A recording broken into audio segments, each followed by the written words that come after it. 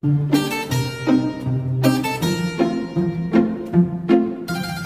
na naman nga at mapandaw naman ako ng aking taan. Andito na nga ako sa bagong spot ng aking pinagtataanan ng aking mga screen. Dito nga ay sinubukan ko ulit maglinya ng mga screen at eto nga pala ang aking mga nahuli.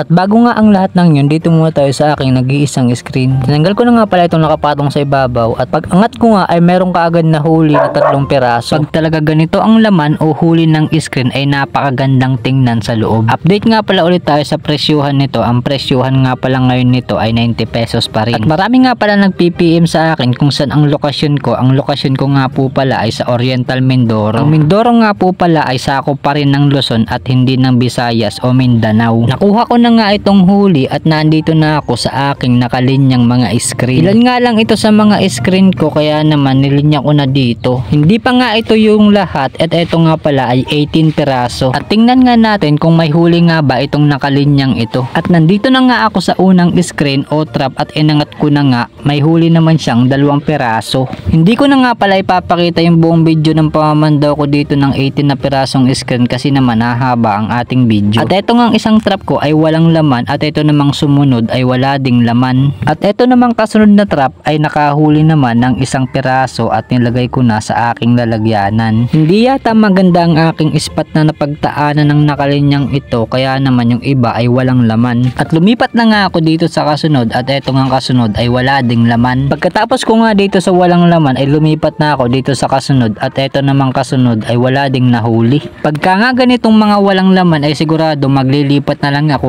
mamayang hapon. At ito ngang sumunod na trap o screen ay wala ding huli. At ito ngang sumunod na screen o trap ay nakakuha naman ng 1 piraso. At kinuha ko na nga yung huli at agad ko namang nilagay sa aking lalagyanan. Ngayon nga ay naglalakad pa rin ako sa aking pamamandaw kasi naman hanggang tuhod na lang ang tubig ng pinagtataanan ng aking trap. At ito ngang isang trap ko ay nakahuli naman ng 2 piraso. Kinuha ko na nga yung huling 2 piraso at agad ko namang nilagay sa aking lalagyanan. Pagkatapos kong makuha ay lumipat na ako dito sa kasunod. At ito namang kasunod, pag angat ko nga ay wala na namang huli. Ngayon nga yata ay mas marami pa ang walang huli kaysa sa meron. Pagkatapos kong pandawin itong walang huli ay lumipat na ako dito sa kasunod. At ito namang kasunod ay nakakuha naman o nakahuli ng 1 piraso. At agad ko namang kinuha itong huli at nilagay ko sa aking lalagyanan. Pagkatapos nun ay lumipat na ako dito sa kasunod kong papandawin. At ito namang kasunod na screen na aking pinandaw ay nakahuli naman ng 2 piraso. Syempre agad ko na ulit nilagay yan sa aking lalagyanan. Sa ganitong gawain o palakaya talaga ay dapat matyaga ka lang talaga. Natapos na nga pala ako sa pamamandaw at ito na nga pala ang kabuoang huli ko ngayong umaga. Maraming salamat nga po pala sa panonood ng video na to. Pa-like and share naman po ng video at pakisuportahan naman po ng aking page. Pakisuportahan naman po ng